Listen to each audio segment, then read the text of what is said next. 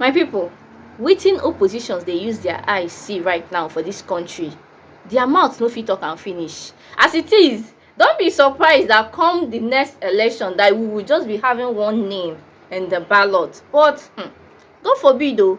But what do you mean that Sowore is currently in DSS? El-Rufai currently in DSS. Just yesterday, P2B came out to say that his life is at stake, that he's not sure that he is going to make it to 2027 election. This man said, and you know that this man just don't say anything. If he said it, that means he said that he is getting threats.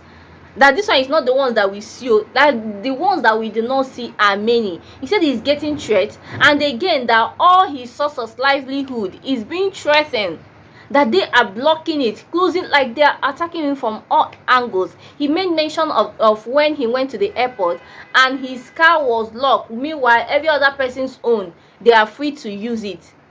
That interview revealed a lot. I'm not going to post it here because of copyright issues, but guy, if you see, just search it anywhere on Facebook or Twitter, you're going to see, like, when I was watching that video, I can see like seriousness and fear in that man's eyes. It's just that, should I say that it's because of what he wants to do for Nigerians? Like, you can see that this man really wants to do this, not for himself, because it will not take P2B anything to say to how with all this presidential stuff, I'm not doing again, you people should just take.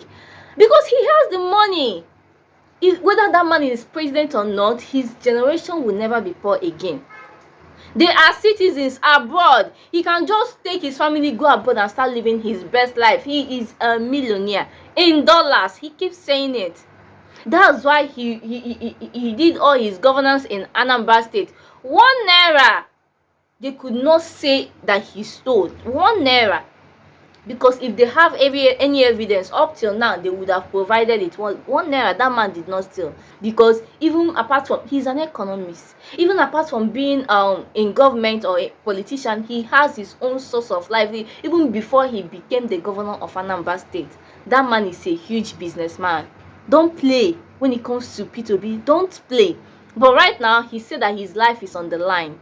And I don't know why people are surprised. You guys saw what happened in Edo State.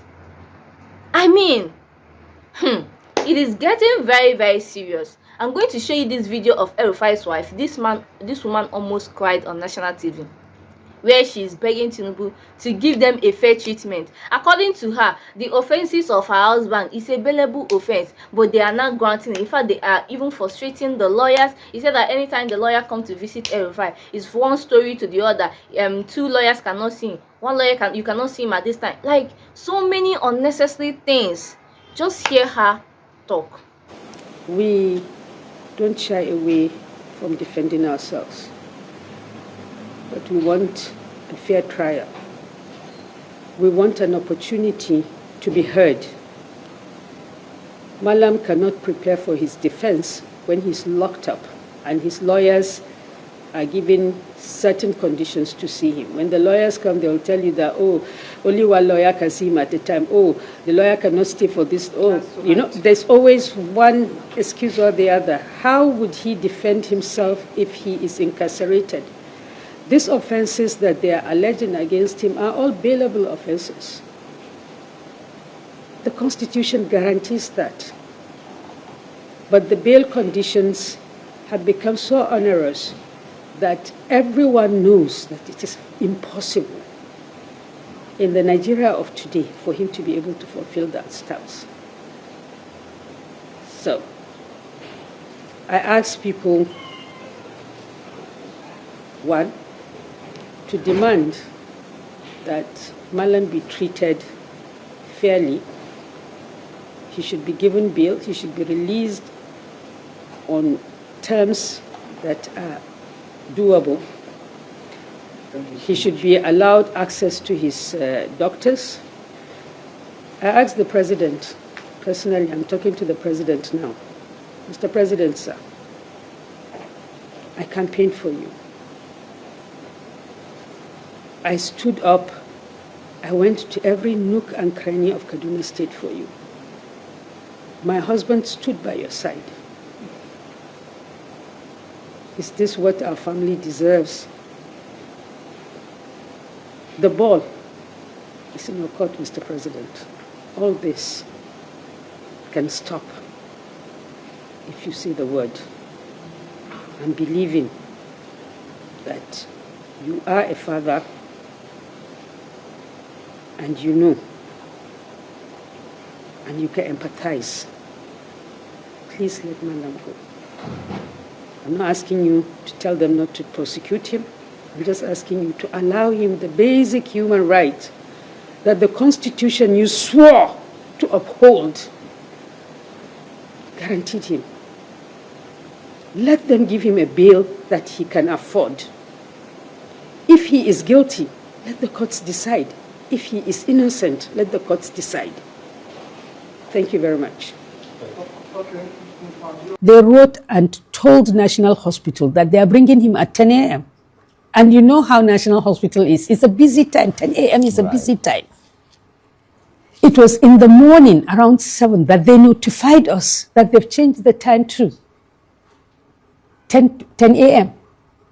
We went. The doctor examined him in the presence of another colleague. The chief medical director came in together with the deputy chief medical director, and we consulted.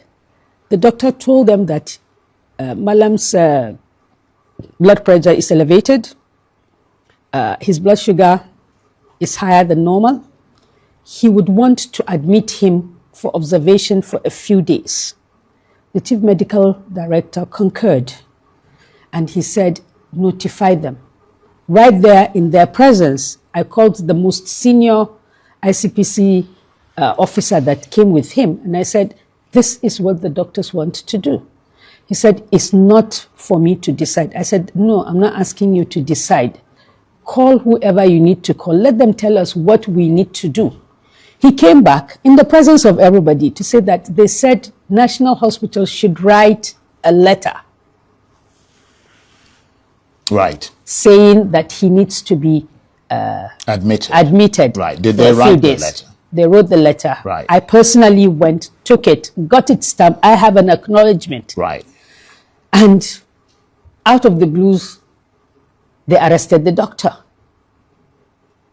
You mean the personal physician of Malam, the same doctor that saw him in National Hospital. Now, the commission, the ICPC, alleges that what was supposed to be a court-approved medical visit became an opportunity for political associates to visit your husband, and that this amounted to a breach of the court's directive. How do you respond to that allegation? There is no court directive, sir. Right. The court directive was very clear. He should have unfettered access to medical care.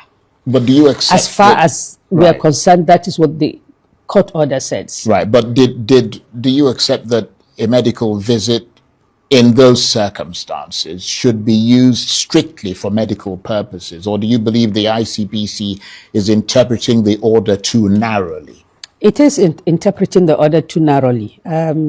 What I will say about this is that we requested for 5 p.m. because of the same issue. It will be less busy. There will be less people. They opened the door. Now, after the consultation, they always insist on a report. And that letter, they asked Malam to wait to collect the letter. Malam was sitting in their reception. There were people already there. Malam is a prominent person. People come to greet him. Indeed. And so if in the process something went wrong, people that they didn't want to see happens to be there, how do you blame him? Yeah, well, that's a conversation. Yeah, he had conversations. Right. In a public place. It's not as if it was a closed door meeting. It's not as if, he called somebody come. Right. You informed him at 7 p.m. He does not have access to a phone. How is it that he arranged to have a meeting with politicians? Yeah. Well, I mean, I obviously can't answer that. But your husband's personal physician has now been arrested. Yes, sir. The commission says he's being investigated over alleged false statements and possible abuse of this medical visit. From a legal perspective, what concerns you most about that arrest? The fact that we're weaponizing. In as much as I sympathize with this woman on what she's currently going through, but then when they were part of the system, when other people were facing this kind of issue that she's facing right now, we did not hear from any of them. Just as we are not hearing from any of their friends right now, who nobody has come out to speak on their behalf. They are on their own. I saw this comment on the comment section of that particular video, and it is very, very powerful. This is what every politician should learn. Let's read. It says, power is transient. Use it to serve whenever you are given the opportunity to. Don't use it to witch hunt or intimidate people. Tomorrow you will be out of it and you will become an ordinary man. You will become an ordinary man. No matter the position you held before, once you leave that office, once you are no longer any, you will become an ordinary man to them. That is why when you still have the time, you should do good so that posterity will judge you. Those who were yesterday's crying today, they are being victimized, and those who were there today will also cry tomorrow for being victimized as well. Power doesn't stay in the hand of one person forever. Fear God and use it to serve. May God see El-Rufai through this his trying period. May God see him through. But then, I know how this man went out for Tinubu. Just few years ago, this thing wey they talk, no be say na many years ago, just few years ago, he was Tinubu's right hand man. In fact, I feel like he is among the northern leaders that conquered the north for APC back then in 2023 election. This man went hard for Tinubu. In fact, he's one of the people that attacked P2B very well that time. Was he not the one that addressed P2B as a head school teacher be working? There's this, in fact, he insulted P2B for Tinubu's sake that time. Now what is happening? What is happening? Both the person that you are attacking for him is not safe. You yourself, you are not safe because you decided to leave the system. So that is it. When you are with it, just do your best to serve the people. Because one thing about politics is that there is no permanent friend and there is no permanent enemy. Once that thing that you think you are doing that they are not seeing, that you feel like you are free as air to do whatever, once you leave them, they will remind you that they have been seeing all that you are doing and they will use it against you. That is why you should always try to keep your hands clean, especially as someone that is in the public space. Now look at what is going on. I don't even know how he's going to come out of this situation, because as it is right now, P2B have a lot on his plate. So, and he himself, he has his own law case to settle, so he's not going to like get into something that he does not have any hand in. So guys, thank you for watching this video up to this moment. If this is your first time of coming across my channel, please do well to subscribe, okay?